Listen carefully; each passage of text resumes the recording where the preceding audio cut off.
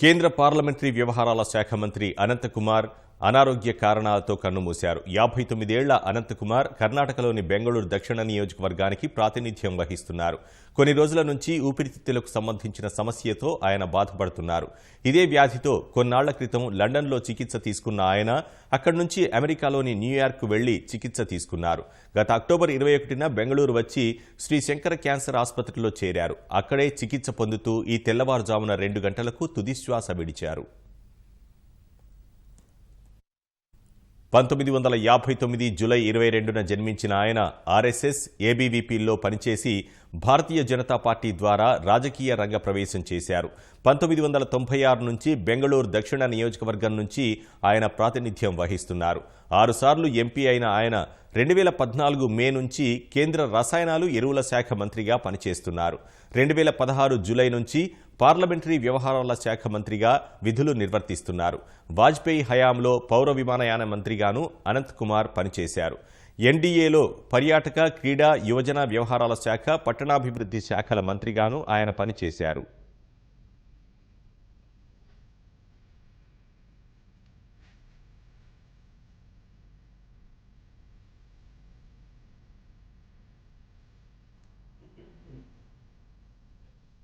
Emergency సమయంలో ABVP సభ్యుడిగా ఉన్న అనంతకుమార్ జైలుకు కూడా వెళ్లారు. ఏబీవీపీలో అంచెలంచెలుగా ఎదిగి జాతీయ స్థాయి పదవులు నిర్వహించారు.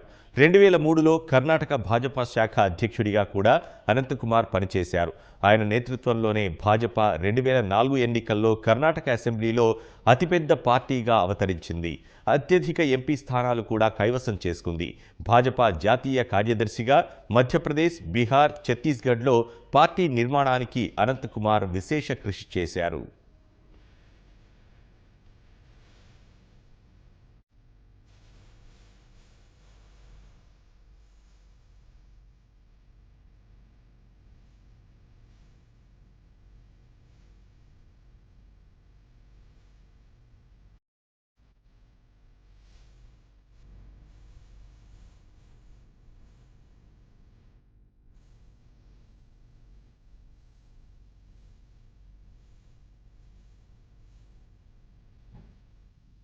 ఇదే అంశానికి సంబంధించి మరింత సమాచారం ఢిల్లీ నుంచి మా ప్రతినిధి అరుణ్ అందిస్తారు.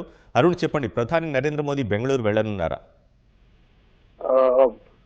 ఈరోజు ఉదయం తెల్లవారుజామున 2 గంటలకు అనంతకుమార్ మృతి చెందడానికి కేంద్ర మంత్రిగా వాళ్ళు కీలకమైనటువంటి బాధ్యతలు నిర్వహిస్తున్నారు. పార్లమెంటరీ వ్యవహారాల శాఖ మంత్రిగా 2016 జూలై నుంచి, అదేవిధంగా అంతకుముందు 2014లో ప్రభుత్వం ఏర్పాటైనప్పటి నుంచి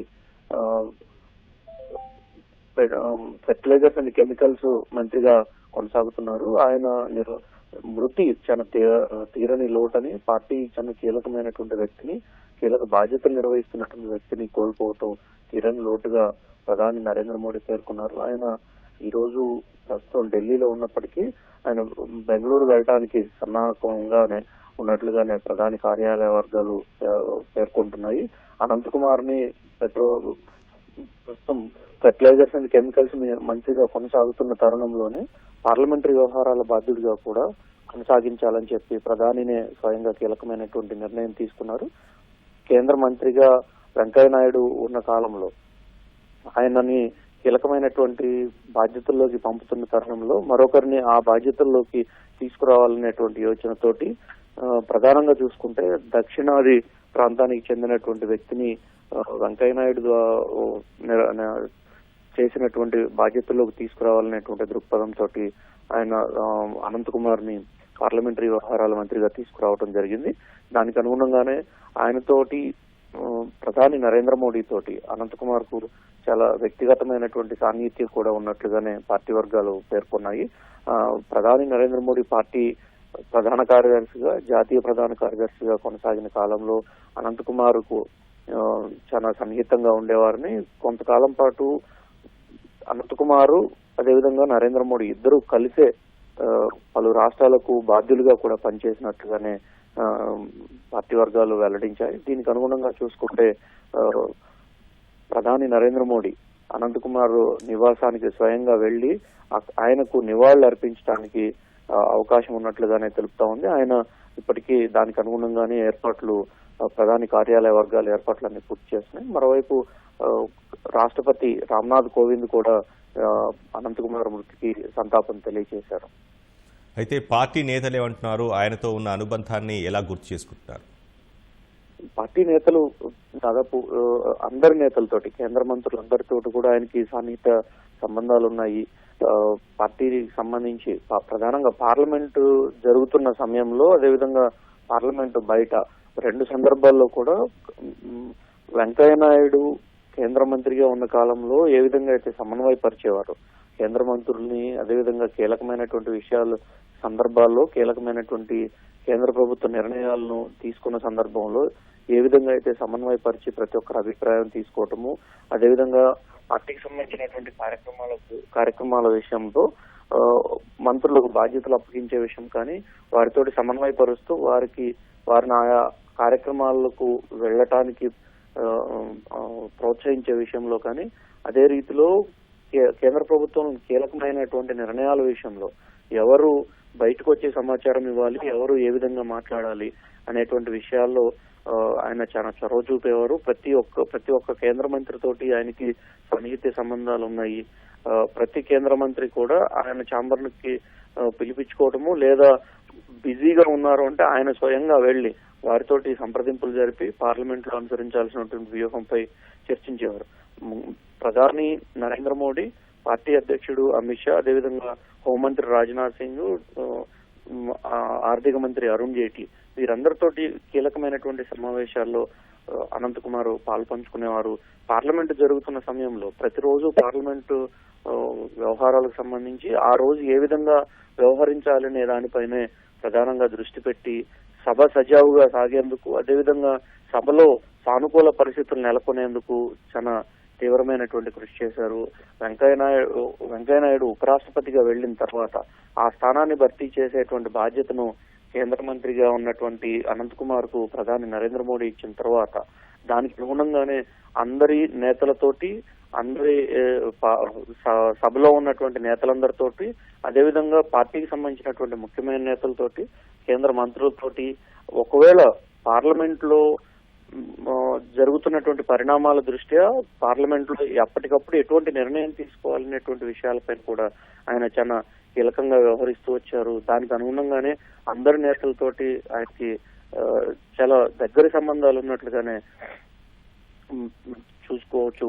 దాంతోపాటు పార్టీకి సంబంధించినటువంటి నేతలతోటి పలు సందర్భాల్లో పార్లమెంట్ లో వ్యవహరించాల్సిన తీరు, అదేవిధంగా బయట వ్యవహరించాల్సిన తీరు, ముఖ్యంగా 3 నెలల క్రితం ముగిసినటువంటి కర్ణాటక ఎన్నికల వ్యవహారంలో కూడా అనంతకుమార్ చాలా కీలకంగా వ్యవహరించారు. ఆ సందర్భంలోనే రాష్ట్రంలో అందరి నేతలను దృష్టి మళ్లేందుకు, అదేవిధంగా అందరి నేతలను ప్రచారానికి తీసుకొచ్చేందుకు చాలా తీవ్రమైనటువంటి కృషి చేశారు. అనంతకుమార్ ఇంత కీలకమైనటువంటి బాధ్యతలు నిర్వహించినటువంటి అనంతకుమార్ ఆకస్మికంగా మరణించడం అనేది తీరని లోటుగానే కేంద్ర మంత్రులు కావచ్చు, పార్టీ నేతలు కావచ్చు భావిస్తున్నారు. ఇప్పటికే చాలా మంది పార్టీ నేతలు బెంగళూరుకి పయనమవుతూ ఉన్నారు. అయితే రాజకీయంగా అలాగే పార్టీ పరంగానే కాకుండా వ్యక్తిగతంగా ఆయన ఎలాంటి వ్యక్తి, నేతలు ఏమంటున్నారు?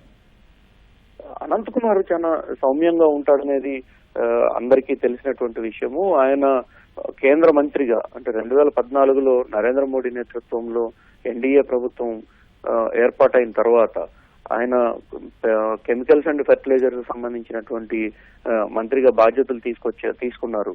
ఆ వెంటనే ఆయన చేసినటువంటి తొలి కార్యంగా చెప్పుకోవచ్చు నీమ్ కోటెడ్ యూరియాని ఈ దేశం రైతులకు అందించాలి, తద్వారా అనేక ఫలితాలు సాధించడానికి అవకాశం ఉంటుంది. అదే రీతిలో యూరియా ధరలు గణనీయంగా పడిపోవటానికి ఉండేటువంటి కారణం కూడా కావచ్చు అనేటువంటి ఉద్దేశంతో ఆయన చాలా కీలకమైనటువంటి నిర్ణయం తీసుకున్నారు. అది నరేంద్ర మోడీ ప్రభుత్వంలో చెప్పుకోదగినటువంటి ఒక కీలకమైనటువంటి మార్పుగా చూసుకోవచ్చు.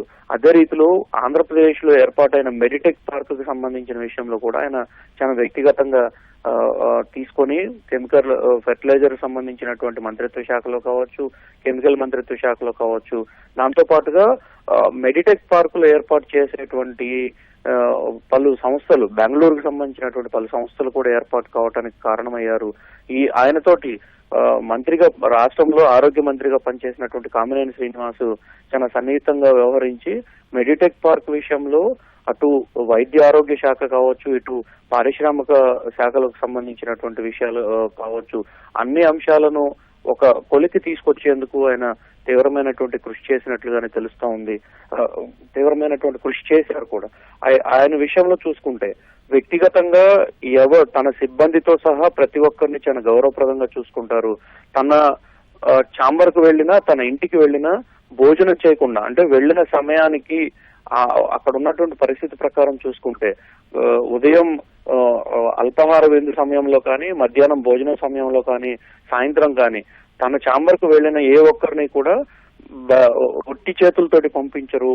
కనీసం భోజనం తిన్న తర్వాతనే ఆయన పూర్తి స్థాయిలో వచ్చిన ప్రతి ఒక్కరితోటి మాట్లాడి వారి సమస్య పరిష్కారానికి తీవ్ర కృషి చేస్తారు అనేటువంటి ఒక నానుడి బీజేపీకి సంబంధించినటువంటి నేతల్లో ఉంది. అన్ని పక్షాలతో కలిసి సభను సజావుగా జరిపేటువంటి విషయంలో కావచ్చు, అదే రీతిలో బయట కూడా వ్యక్తిగతంగా తన వద్దకు వచ్చిన వారికి కావాల్సినటువంటి పని చేయించే విషయంలో కావచ్చు, పార్లమెంట్ లో కానీ బయట కానీ, రాజకీయ పరంగా కానీ, వ్యక్తిగతంగా కానీ ఆయన చాలా సన్నిహితంగా, సాన్నిహిత్యంతో తెలిసిన వ్యక్తులు వచ్చినా, తెలియని వ్యక్తులు వచ్చినా ప్రతి ఒక్కరితోటి అంతే సౌమ్యంగా మాట్లాడి ప్రతి అంశాన్ని, తన దృష్టికి వచ్చినటువంటి ప్రతి అంశాన్ని పరిష్కారం అయ్యే విధంగా అన్ని రకాలుగా కృషి చేస్తారనేటువంటి వ్యక్తిగా అనంత్ కుమార్ పైన ఉంది. సో ఆయన కన్నుమూత, అంటే ఆయన మరణం ఈ రోజు చాలా దిగ్భ్రాంతికి గురి చేస్తున్నట్లుగానే సన్నిహితులు కూడా పేర్కొంటూ ఉన్నారు. ధన్యవాదాలు అరుణ్.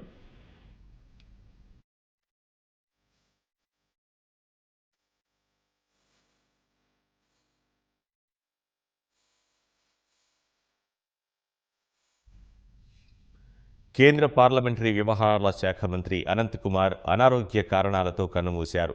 59 ఏళ్ల అనంతకుమార్ కర్ణాటకలోని బెంగళూరు దక్షిణ నియోజకవర్గానికి ప్రాతినిధ్యం వహిస్తున్నారు. కొన్ని రోజుల నుంచి ఊపిరితిత్తులకు సంబంధించిన సమస్యతో ఆయన బాధపడుతున్నారు.